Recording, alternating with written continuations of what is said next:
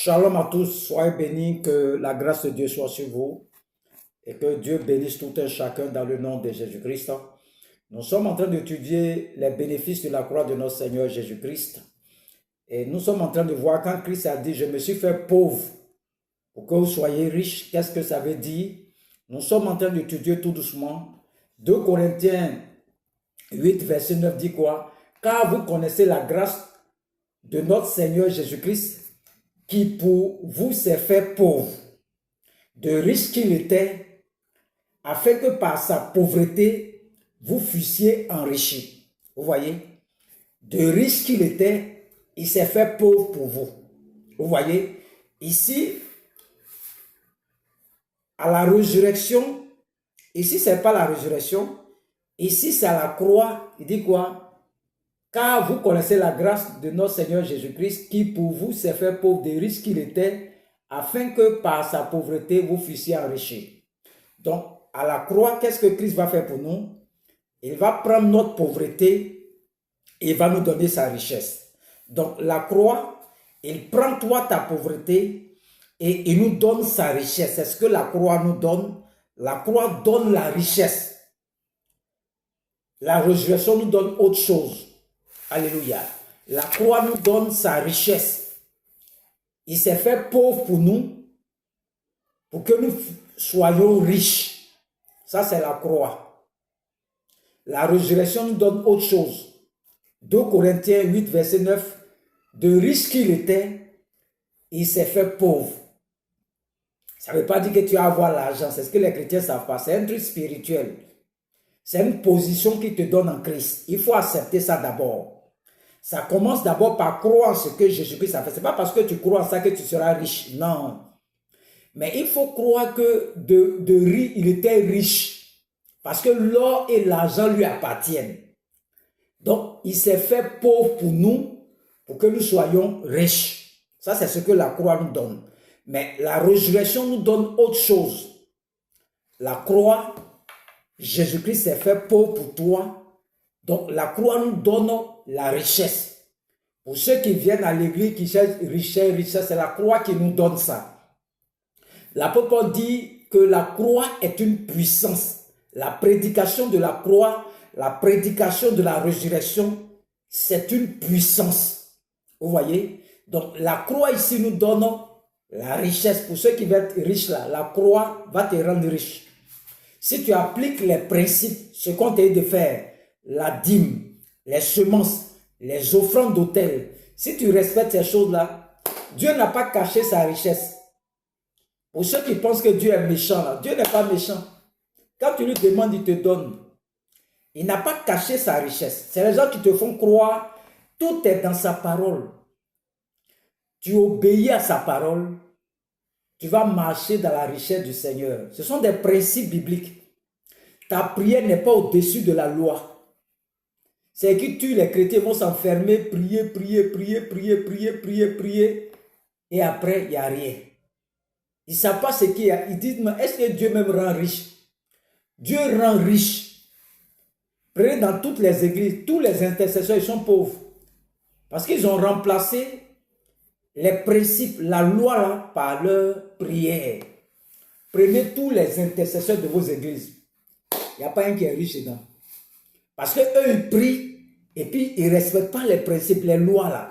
Si tu veux prier 365 jours, tu ne seras jamais riche. Donc, Dieu s'est fait pauvre pour que nous soyons enrichis. C'est quand tu respectes ce qu'il t'a dit là, quand tu obéis. Dieu a dit à Noé, tant que la terre subsistera, la loi de la semaille et de la moisson ne va pas finir. Donc, pour quelqu'un qui va être béni, c'est la semence.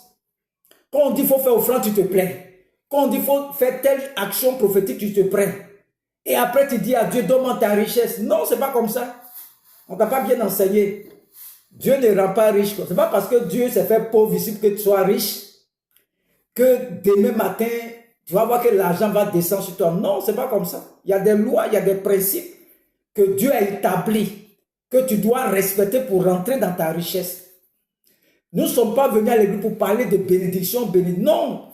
Pour lui qui est béni, là, on te montre la voie. Fais ça, fais ça, fais ça, fais ça, tu seras béni.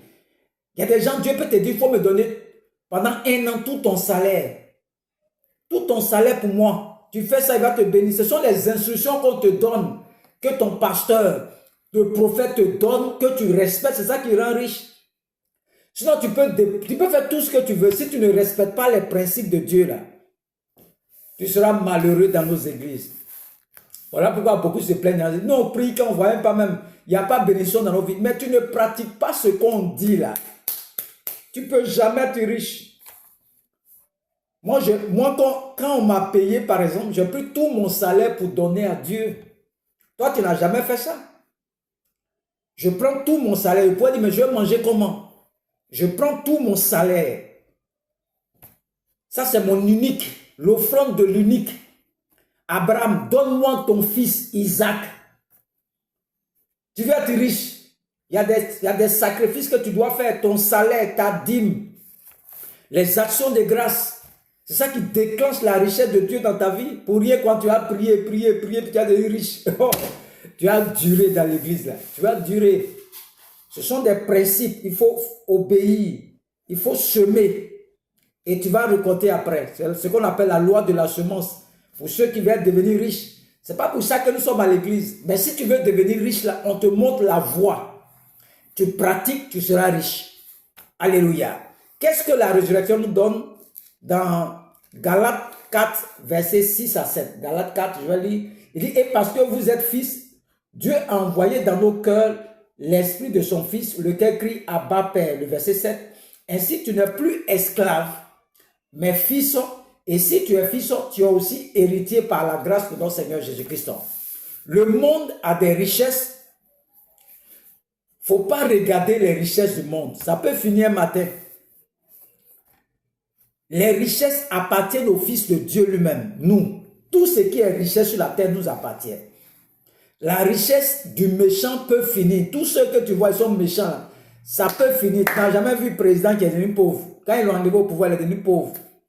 Mais la richesse de Dieu ne finit jamais. C'est ce que tu ne sais pas. Ça ne finit jamais. Et cette richesse de Dieu-là vous donne, c'est éternel. Ce n'est pas suivi d'aucun chagrin. Il y a des gens qui ont 1 million chaque mois, mais problème qui est sûr, il y a chagrin dedans. Quand il prend 1 million, il ne peut pas dormir. On dit, mais tu as payé 1 million, pourquoi? Parce que cette bénédiction qu'il a là ne vient pas de Dieu lui-même. Tout ce que Dieu va te donner là, il n'y a pas de chagrin dedans. Dieu peut te donner 100 000. Tu vas payer tout, mais chaque mois, tu arrives à économiser 30 000. Mais tu vas voir tes collègues là.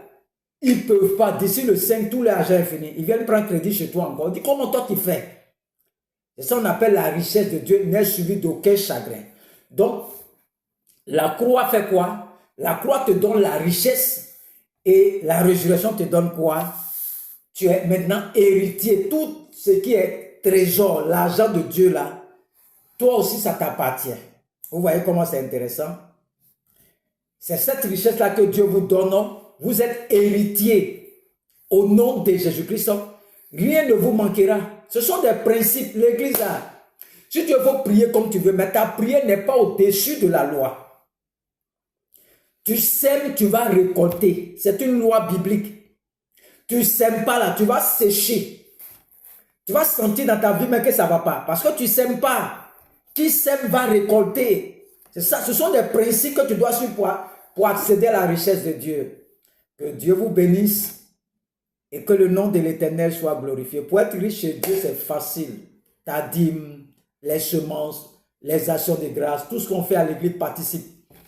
Si Dieu ne t'a pas béni, il va bénir ton enfant. Dieu là, quand tu lui demandes, il te donne. Il te donne, il est très gentil. Que Dieu vous bénisse. Au nom de Jésus-Christ. Amen.